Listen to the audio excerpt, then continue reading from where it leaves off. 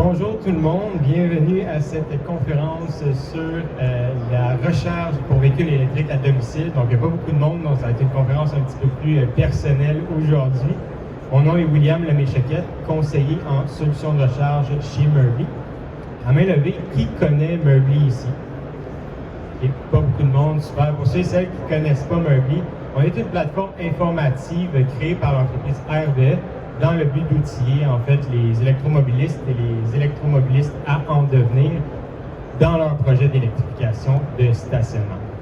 Donc aujourd'hui au menu, les mythes concernant la recharge, donc quelques croyances populaires en fait qu'on veut éclairer avec vous, les différents contextes ainsi que les solutions recommandées pour les différents contextes et une petite conclusion. Donc, premier mythe. Est-ce qu'il est réaliste de penser qu'arriver à la maison avec son nouveau véhicule électrique, on peut se brancher directement? Bien, la réponse, c'est ça dépend et il n'y aura pas vraiment d'impact immédiat. Par contre, à prendre en considération que les prises actuelles de votre logement dans votre garage, souvent, ne sont pas conformes selon les règles du code électrique. Et bien évidemment, si votre véhicule venait avec une borne de recharge, à moins d'être maître électricien accrédité, vous n'allez pas pouvoir brancher votre borne de recharge.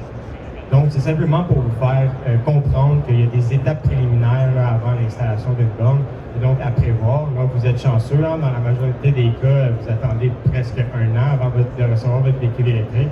Donc, vous avez le luxe d'avoir le temps de planifier votre installation. Est-ce que les contextes de maisons unifamiliales rencontrent les mêmes obstacles que les immeubles multirésidentiels?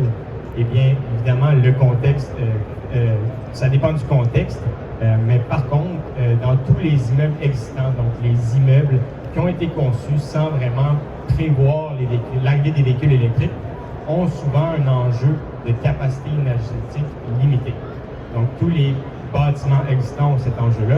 Et bien évidemment, dans certains contextes, comme la copropriété, il y a beaucoup d'enjeux légaux, budgétaires, procéduraux, etc. Donc, plus facile en maison unifamiliale, en général, de se brancher.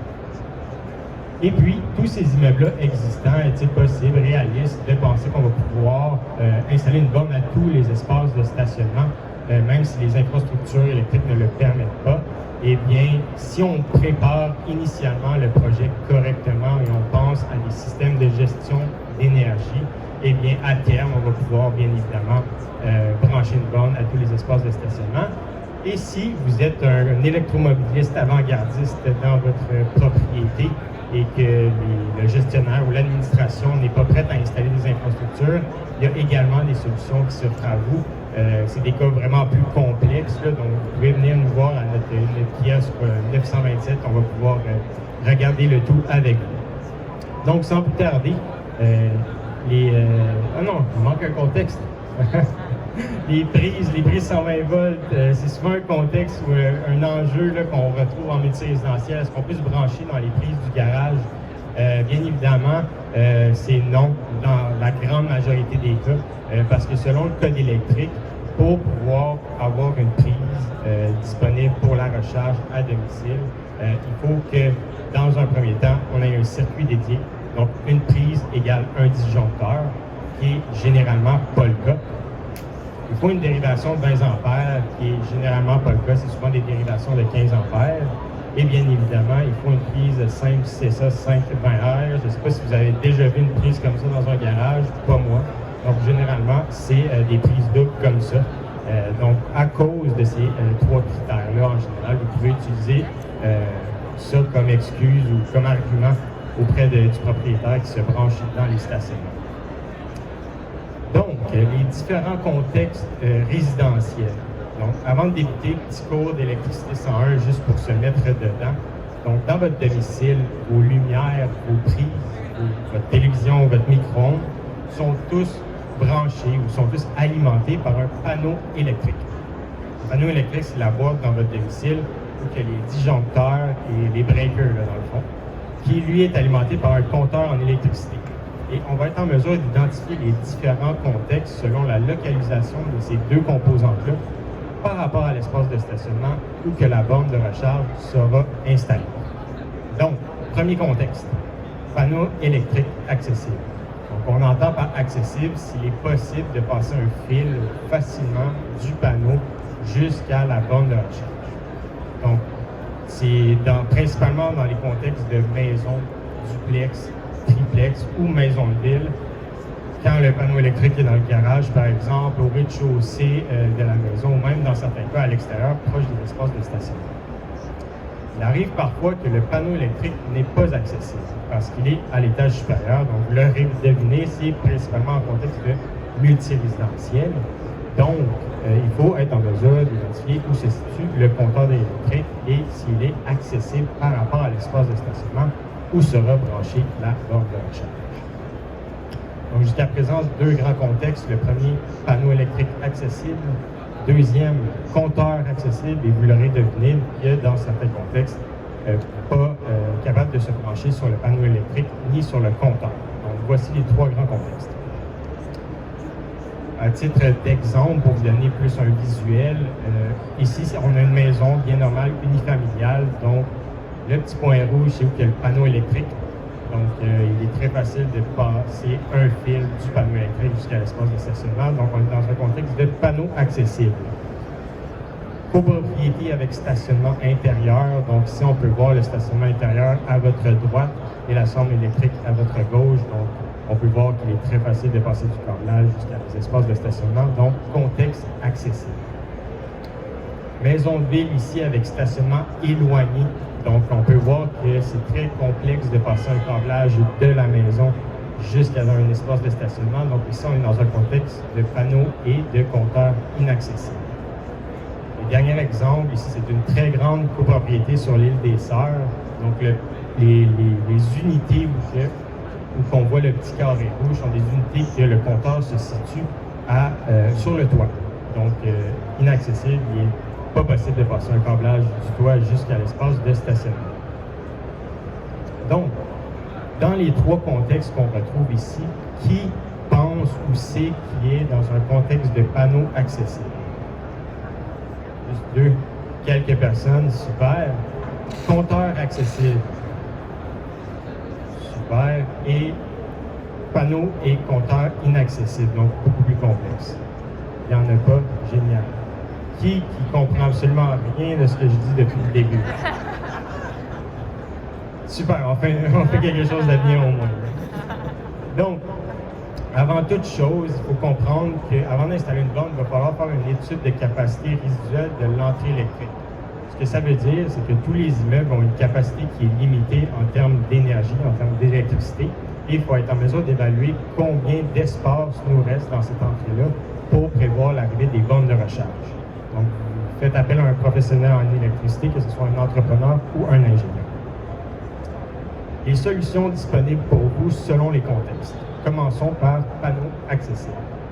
Donc, si votre panneau est accessible et que vous avez la capacité nécessaire pour brancher une borne de recharge, eh bien, vous êtes un des rares chanceux qui se trouve dans une situation où on vient simplement ajouter un disjoncteur et brancher la borne directement sur le panneau. Donc, situation de rêve pour un électrovoltaïste. Dans la majorité des cas, on a une capacité qui est limitée. Vous pouvez juste simplement installer un contrôleur de charge. Donc, le panneau électrique va alimenter le contrôleur de charge qui, lui, va alimenter la borne. Et lui, le contrôleur de charge, en fait la lecture de votre capacité, donc de l'énergie consommée de l'unité. Et c'est probablement plus utile en hiver lorsque le chauffage est dans le tapis, vous faites cuire une dinde, la sécheuse est partie, eh bien, le seuil d'énergie de votre logement est trop élevé. Donc, on vient délester, donc couper le courant envoyé à la borne. Et lorsque le seuil redevient à un niveau adéquat, principalement la nuit, eh bien, on réalimente la borne de façon automatique. Donc, on vient protéger notre entrée électrique et on vient pouvoir se brancher sans nécessairement avoir la capacité nécessaire dans notre domicile. La deuxième option qui s'offre à vous, donc grossissement de l'entrée principale de votre logement. Donc, et par la suite, vous pouvez brancher, puisque vous venez grandir l'entrée électrique de votre domicile. Plusieurs choses à prendre en considération dans ce contexte-là. La première, si vous envisagez cette solution-là parce que vous voulez simplement installer une borne, bien, vous allez vite comprendre que c'est beaucoup plus dispendieux que simplement installer que de simplement installer un contrôleur de charge. Deuxièmement, ça va être important de confirmer avec votre distributeur en électricité si c'est possible dans votre secteur de grandir votre entrée. Dans certains cas, il n'est pas possible. Donc, simplement confirmer ces deux choses. Par contre, si vous envisagez des travaux d'agrandissement ou de rénovation dans les prochaines années qui nécessitent justement une augmentation de votre entrée électrique, et bien évidemment, ça pourrait être envisageable de grossir votre entrée plus rapidement que prévu. Donc, un petit résumé des différentes solutions dans un contexte de panneaux accessibles. Donc, la première, si on a la capacité nécessaire, on se branche directement sur le panneau. Et si votre capacité est limitée, eh bien, vous avez deux options, installer un contrôleur de charge ou bien tout simplement grossir votre entrée électrique.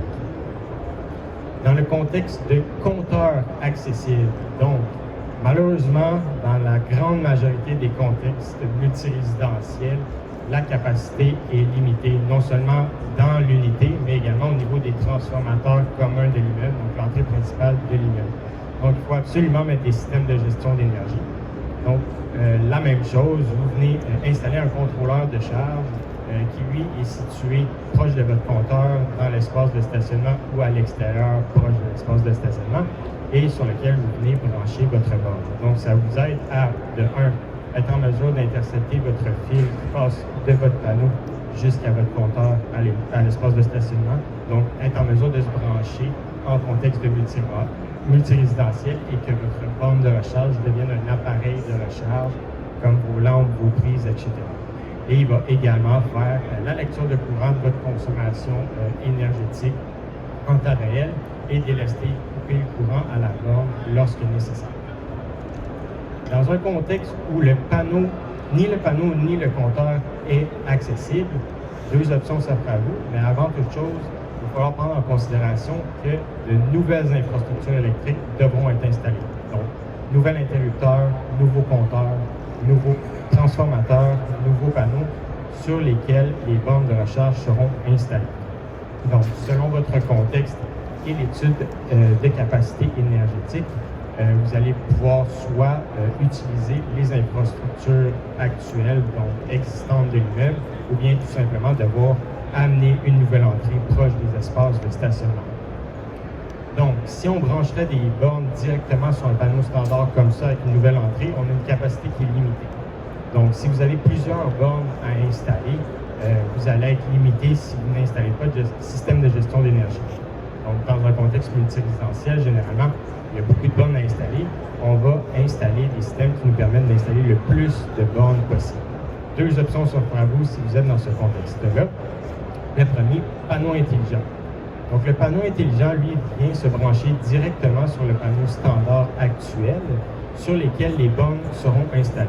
Et la composante de gestion d'énergie est à l'intérieur du panneau, donc centralisée à l'intérieur du panneau, et vous permet d'être compatible avec tous les types de bornes standards, Wi-Fi, etc.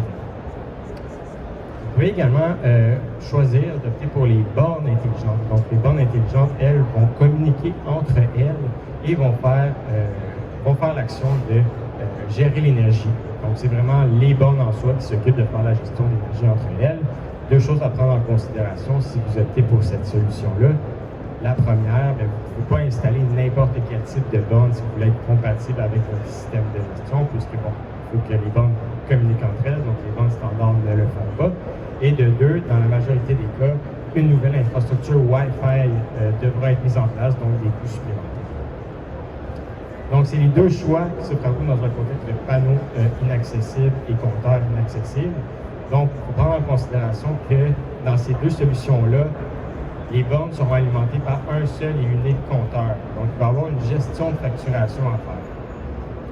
Au Canada, il y a plusieurs façons de refacturer de l'électricité. La première, si votre système est certifié par Mesure Canada, eh bien, vous pouvez certifier directement les utilisateurs au kilowattheure utilisé. Donc, chaque utilisateur paye sa consommation d'électricité.